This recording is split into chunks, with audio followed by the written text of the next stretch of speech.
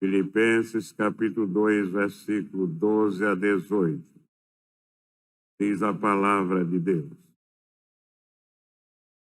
De sorte que, meus amados, assim como sempre obedecestes, não só na minha presença, mas muito mais agora na minha ausência, assim também operai a vossa salvação com temor e tremor. Porque Deus é o que opera em vós, tanto querer como efetuar, segundo a sua boa vontade. Fazei todas as coisas sem murmurações nem contendas, para que sejais irrepreensíveis e sinceros, filhos de Deus inculpáveis, no meio de uma geração corrompida e perversa, entre a qual resplandeceis como astros no mundo. Retendo a palavra da vida, para que no dia de Cristo possa gloriar-me e não ter corrido em vão, nem trabalhado em vão. E ainda que seja oferecido por libação sobre o sacrifício e serviço da vossa fé, folgo e me regozijo com todos vós. E vós também vos regozijai e alegrai-vos comigo por isto mesmo. Que o Senhor nos abençoe. Amém. Ó Pai Santo, misericordioso Deus, estamos mais uma vez na Tua casa para prestar mais um culto a Ti, Senhor. Nesta hora, mais uma vez, estamos para entregar a Tua mensagem.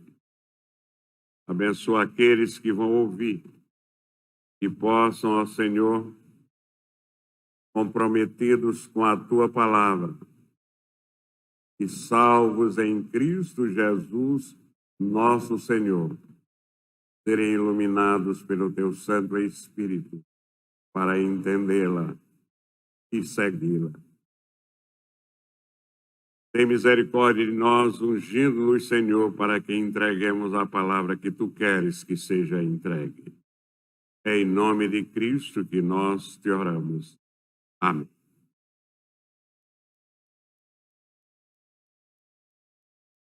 De acordo com a palavra de Deus, a salvação se dá em dois momentos. O primeiro momento é quando nós nos rendemos a Cristo, Ele nos aceita e nos justifica, inscrevendo o nosso nome no livro da vida. Mas este é apenas o primeiro momento. Isto é apenas o começo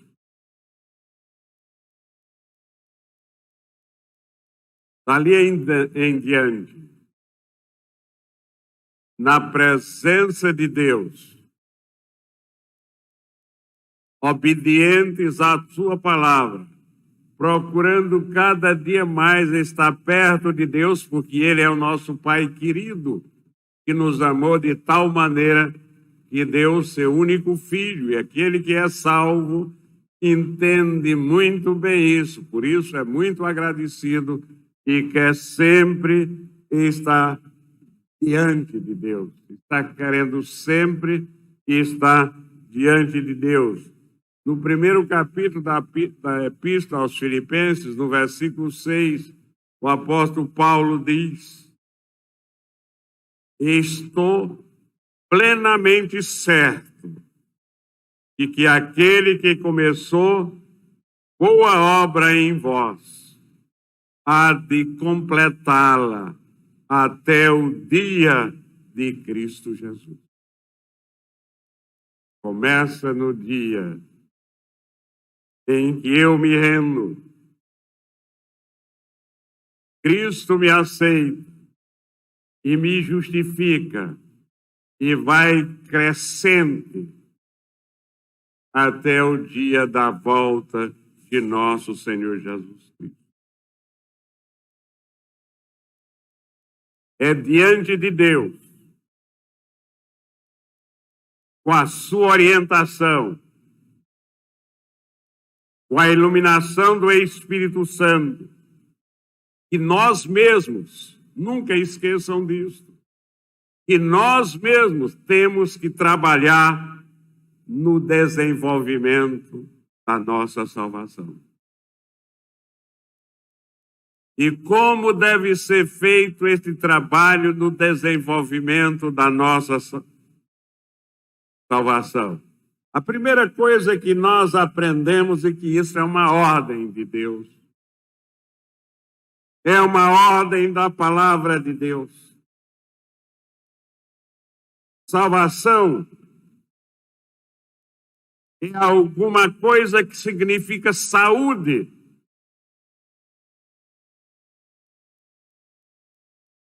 Saúde espiritual. Saúde espiritual da igreja. Quando de repente, de fato, a igreja é composta de salvos em Cristo, ela é uma igreja sadia. Quando há uma mistura de salvos e não salvos, ela passa a ser uma igreja doente. Então, por isso que cada um de nós devemos entender isso, que nós temos individualmente, diante de Deus, trabalhar a nossa salvação, para que nesse desenvolver da nossa salvação, a igreja se torne sadia espiritualmente. A vida cristã não é mera contemplação. O cristianismo não é algo teórico. Eu já falei para vocês, é prático. E a nossa vida, a vida do cristão, não é mera contemplação. O próprio apóstolo Paulo, quando fala da sua salvação, ele diz que está prosseguindo, que está avançando diariamente. No capítulo seguinte, nós lemos capítulo 1, versículo 6. O texto básico é capítulo 2, versículo 12 a 18, e agora nós vamos ler no capítulo 3 de Filipenses, versículos 12 e 13.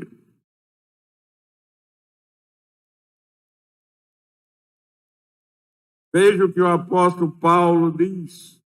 Não que eu a tenha já recebido ou tenha já obtido a perfeição, mas prossigo para conquistar aquilo para o que também fui conquistado por Cristo Jesus. Irmãos, quanto a mim, não julgo havê-lo alcançado, mas uma coisa faço, esquecendo-me das coisas que para trás ficam e avançando para as que diante de mim estão, avançando para o alvo, avançando em direção a Cristo Jesus, nosso Senhor.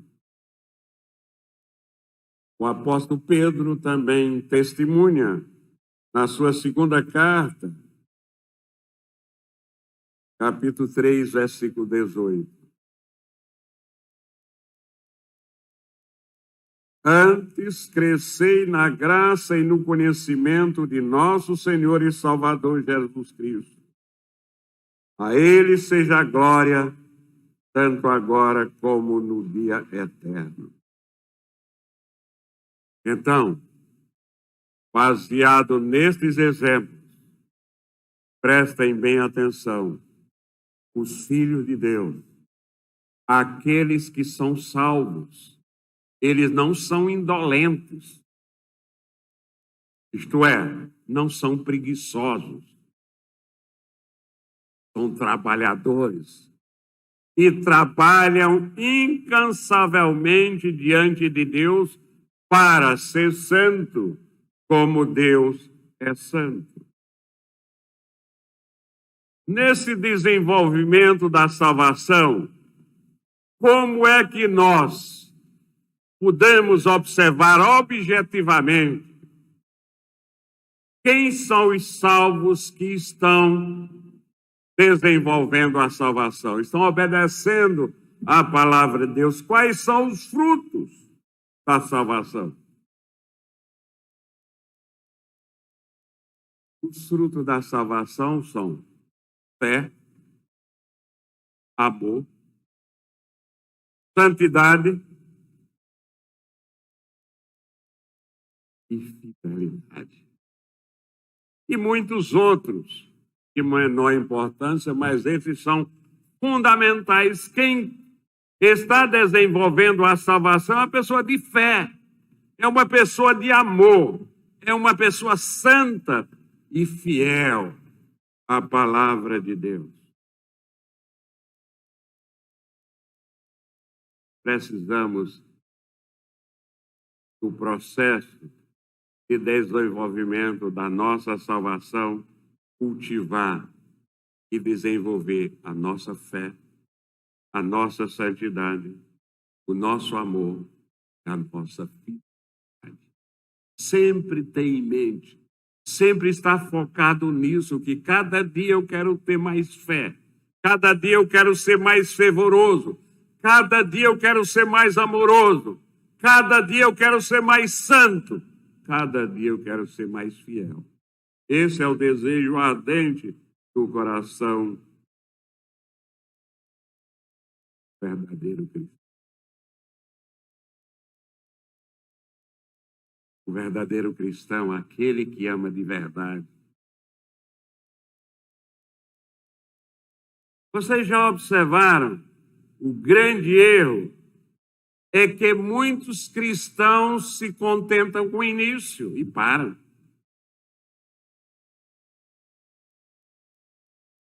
Param no tempo e no espaço. Quando diante deles está o imperativo, está a ordem.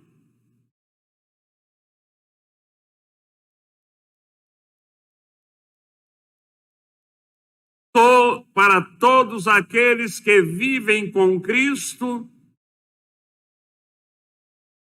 é uma constante desenvolver a salvação. Porque onde não há desenvolvimento, onde não há progresso, não há crescimento espiritual.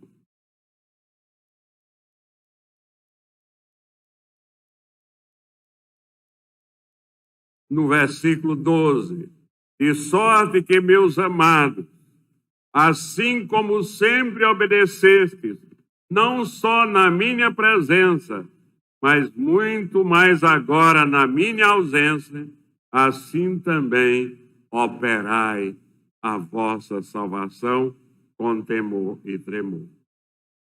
E no versículo 13, porque Deus é o que opera em vós, tanto querer como efetuar, segundo a sua boa vontade. Esta é a dinâmica do desenvolvimento. É Deus quem opera em nós. Nós não podemos, de fato, desenvolver a salvação por esforço próprio. É por isso que existem muitas heresias, muita gente pulando, gritando. Sabem por quê? Porque elas não podem falar calmamente, porque elas querem parecer aquilo que não são. São frustrados espiritualmente, porque, de fato, o nosso esforço próprio, sem Deus operando em nós, o resultado é frustração.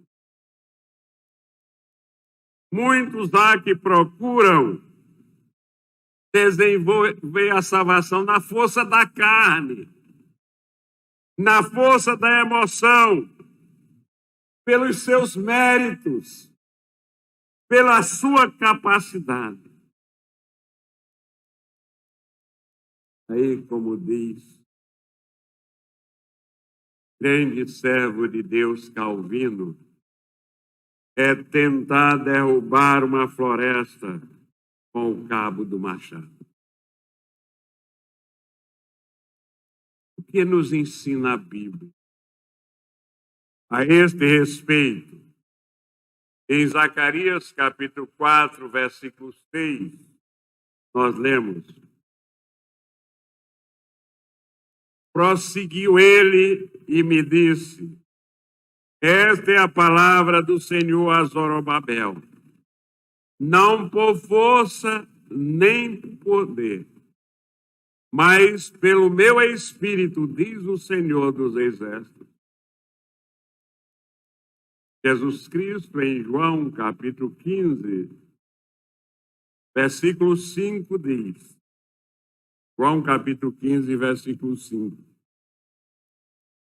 eu sou a videira, vós os ramos, quem permanece em mim, e eu nele, esse dá muito fruto, porque sem mim nada podeis fazer. É o Espírito Santo operando em nós. Desenvolve a nossa salvação. É Ele que realiza, Ele é o dínamo, é a força. É impossível viver a vida cristã sem a ação do Espírito Santo. É como diz o reformador Lutero, no hino que ele compôs, Castelo Forte, uma das frases lapidares desse hino: a força do homem nada faz. A força do homem nada faz. No versículo 14, nós aprendemos que este desenvolver a salvação deve ser feito da seguinte maneira. Versículo 14. Fazei todas as coisas sem murmurações nem contendas, sem queixas, sem discussões. Contenda, vocês sabem que é o mesmo que briga. Devemos fazer todas as coisas em paz, sem brigar, sem combater. A Bíblia nos ensina sobre isso. O apóstolo Paulo, escrevendo a Timóteo, na segunda carta, capítulo 2, versículo 14 e 24.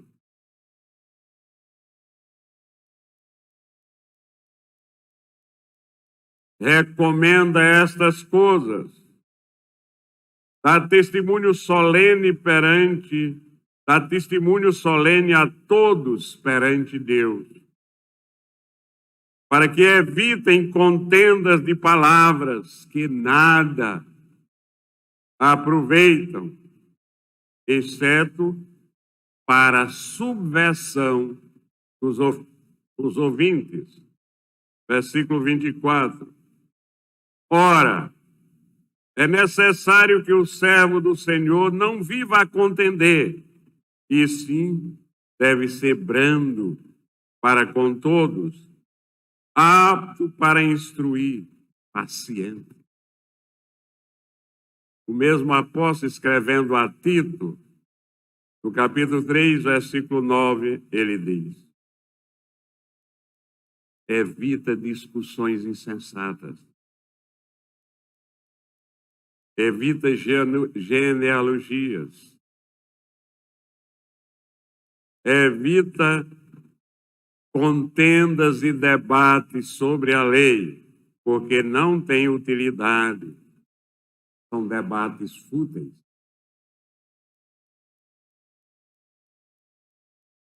Então, O modo é fazer tudo sem murmuração, sem contenda.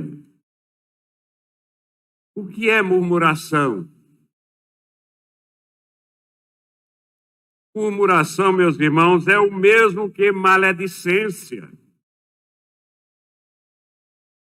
Aquelas pessoas que se queixam de tudo. Murmuração também é difamação. Tudo pecados terríveis condenados pela palavra de Deus. Infelizmente, estas coisas têm sido mais comuns do que nós imaginamos entre aqueles que se chamam povo de Deus, quando não devia haver isso. A murmuração tem muito a ver com a verbalização, com as palavras, com a língua, com aquilo que nós falamos. Em Provérbios, no capítulo 18, versículo 21, nós lemos. Prestem atenção. A morte e a vida estão no poder da língua. A morte e a vida estão no poder da língua. E o que bem a utiliza, come do seu fruto. Provérbios 25, 11. Como maçãs de ouro em salvas de prata, assim é a palavra dita a seu tempo. Aí de Provérbios 16, 24. Palavras agradáveis são como favo de mel, doces para a alma e medicina para o corpo. O apóstolo Tiago, no capítulo 4, versículo 11. Irmãos, não faleis mal uns dos outros. Prestem atenção. Prestem bem atenção. Guardem esta ordem para nunca desobedecer. Irmãos, não faleis mal uns dos outros. Aqueles que falam mal uns dos outros não são irmãos, são infiltrados.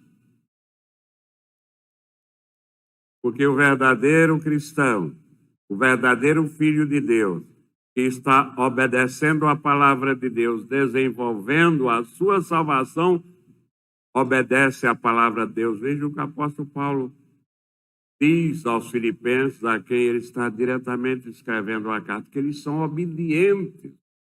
Está falando de salvos que são obedientes.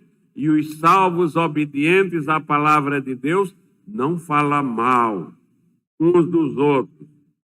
Aquele que fala mal do irmão ou julga a seu irmão, fala mal da lei e julga a lei. Ora, se julgas a lei, não és observador da lei, és juiz, usurpador do lugar de Cristo, que é o verdadeiro juiz. Vejam como é gravíssimo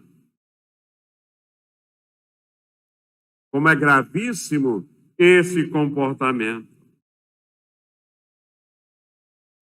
No desenvolver a salvação, qual deve ser o propósito do crente, do filho de Deus, do salvo? Versículo 15.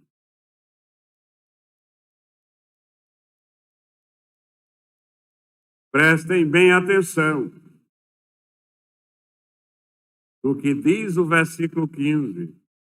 Para que sejais irrepreensíveis e sinceros. Eu ouço muitas pessoas falarem que o pastor deve ser irrepreensível e sincero, e é verdade, tem que ser mesmo, tem que ser exemplo. Mas não é só para o pastor esta ordem é para todos os salvos. Esta ordem é para todos os salvos no desenvolvimento da salvação. Fazei todas as coisas sem murmuração nem contendas, para que sejais irrepreensíveis e sinceros, filhos de Deus, inculpáveis, no meio de uma geração corrompida e perversa, entre o qual resplandeceis como astros do mundo. Então, meus irmãos, o propósito é que nós nos tornemos irrepreensíveis e sinceros, inculpáveis, filhos de Deus. Quando fala aqui no final,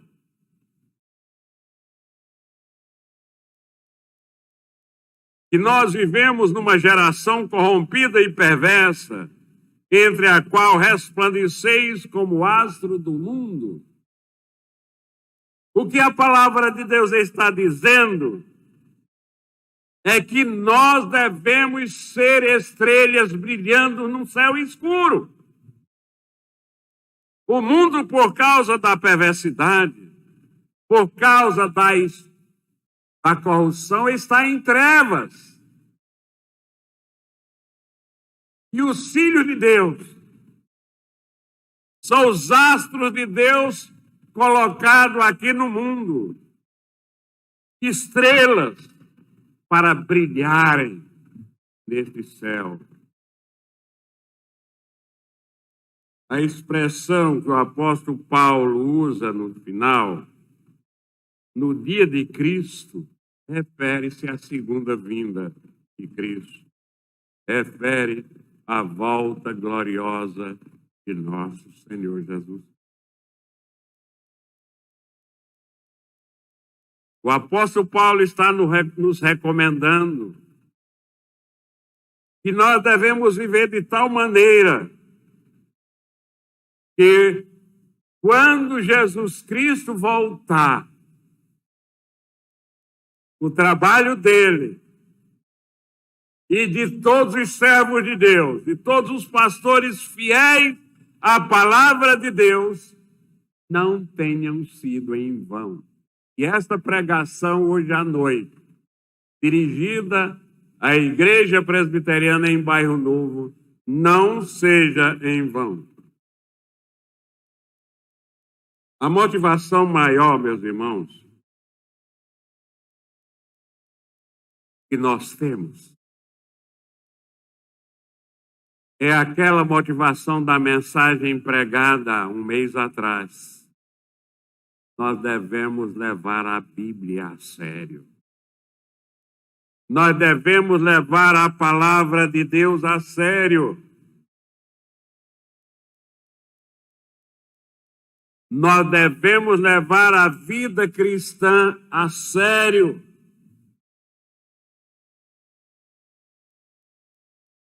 Nós devemos levar a volta gloriosa de nosso Senhor Jesus Cristo a qualquer momento a sério, porque ele voltará com certeza.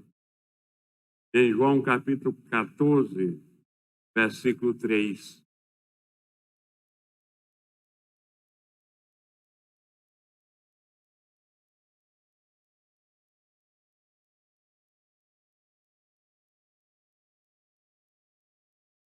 E quando eu for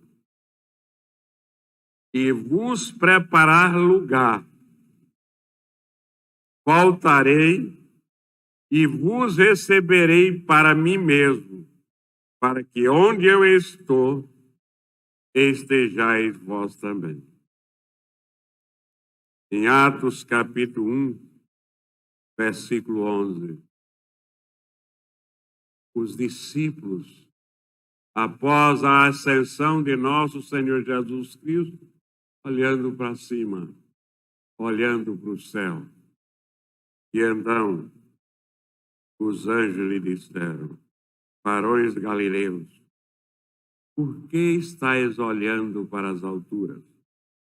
esse Jesus que dentre vós foi assunto ao céu, virá do modo como o vi.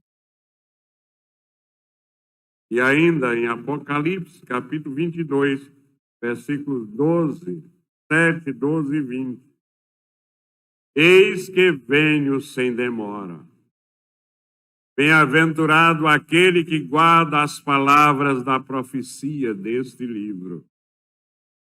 E eis que venho sem demora, e comigo está o galardão que tenho para retribuir a cada um segundo as suas obras. Aquele que dá testemunho destas coisas diz: certamente venho sem demora. Amém, amém. Vem, Senhor Jesus. Então, meus irmãos, a Bíblia convida os salvos a assumir um compromisso.